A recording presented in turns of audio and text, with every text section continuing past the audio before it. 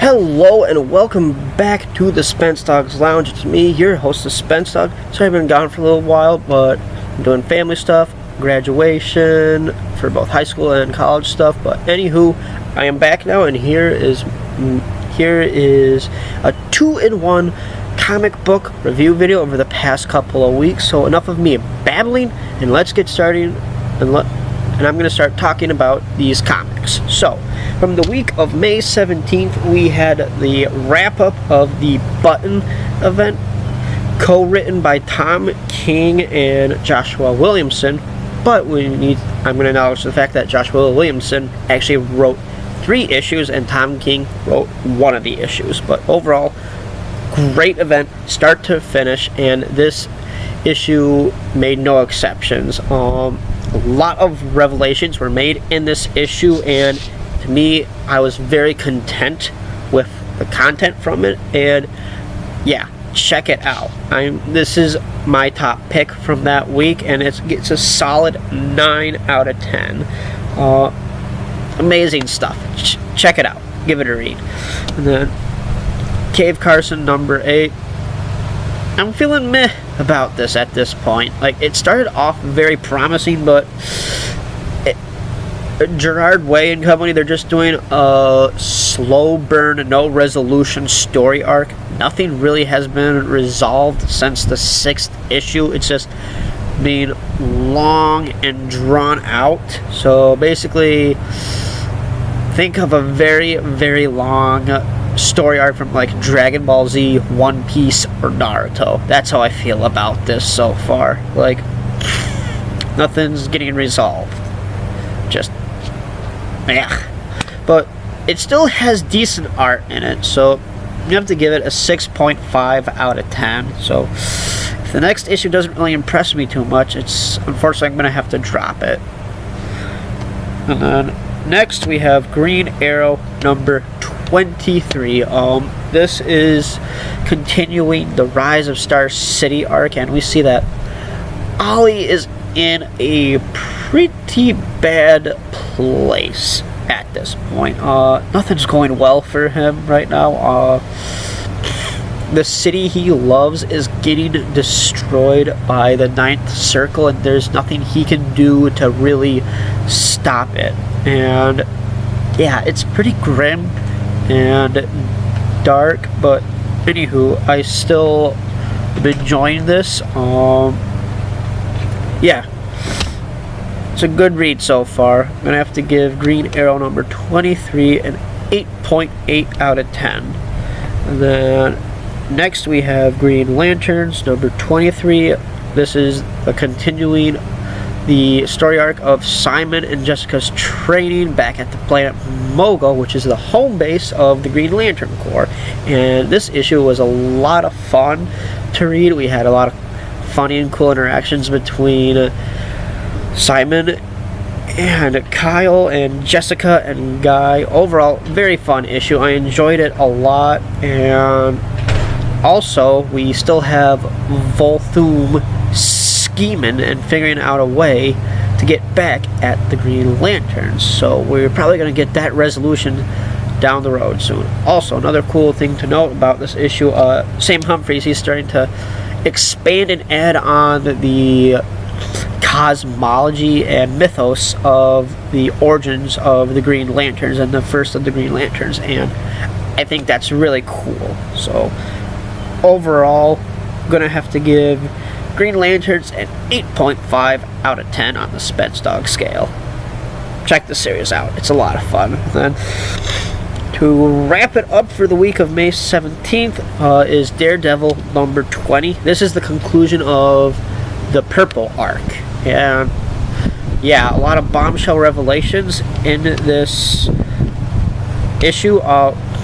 We find out that Daredevil, he has taken down the Purple Man, but as a result of that, the Purple Children, who were the victims of the Purple Man's abuse, want to help Daredevil, but they don't really realize what they're about to do. Their actions, they have consequences to them, and that is they make the entire Prime Earth of the current Marvel continuity forget that Matt Murdock is Daredevil. So all the superheroes, all the super villains, and all the regular heroes in the current continuity of Marvel comics don't know that Matt Murdock is Daredevil. So in a way, this is giving Matt a fresh start to move forward with his life and not let people get too close to him and get hurt by his enemies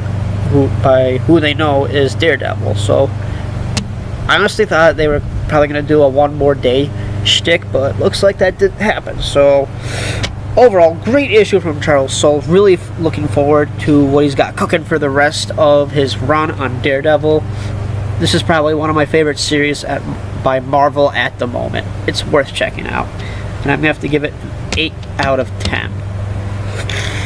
Alrighty, for the week of May 24th, we got a couple of comics, but not too much, so let's get talking about those. So we have Detective Comics 957 by DC, and this issue we see Stephanie Brown, aka Spoiler, return to the picture, and this is sort of like a one and done issue. We see Stephanie, she's been basically screwing around with the GCPD, taking out the bat signal, not allowing Batman or anyone to go out on the streets and put the bad guys away, but she's doing it her own way. She wants to prove that it's not going to be Batman who takes out the villains, it's going to be her, and they don't have to rely on Batman and all of his allies. But Stephanie's showing that she can be a new hero for Gotham that doesn't have to really rely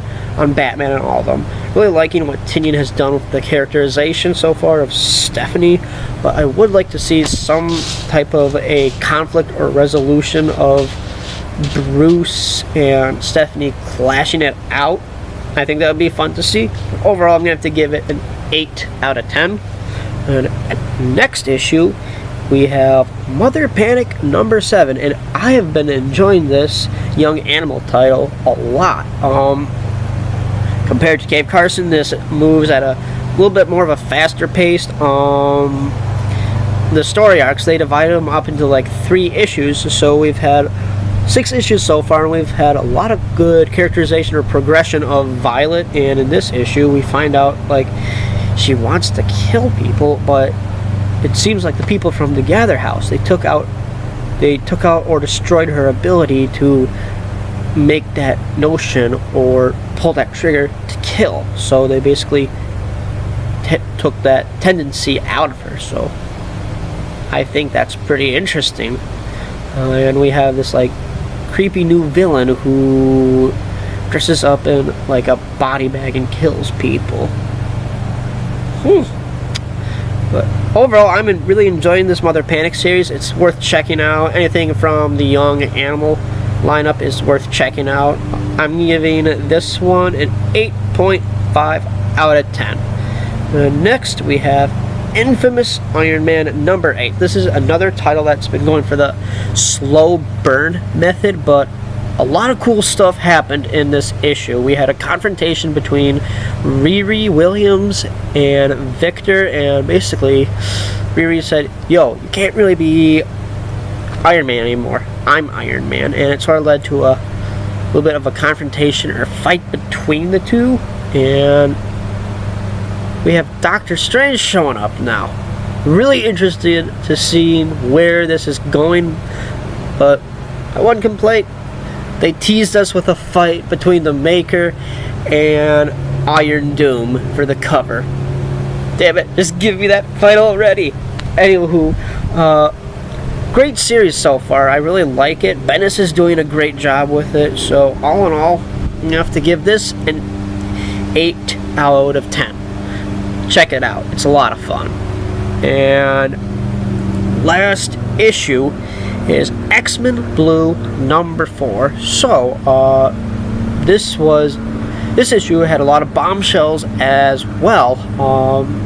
Make this short and sweet. So basically, Jean Grey and the rest of the team, they find out Jimmy Hudson is alive and well and on is living in the current Marvel universe they're in, and Jimmy, he has no recollection of the previous Earth or multiverse he used to be in, and looks like we have more characters from, I want to say, the Ultimate Marvel universe starting to pop up now. And in this instance, we have the Marauders from the Ultimate universe that show up. So I'm really thinking that they're really trying to pull this idea that from Secret Wars it does have an impact, and they're going to be exploring that leading up to Generations and Marvel Legacy until that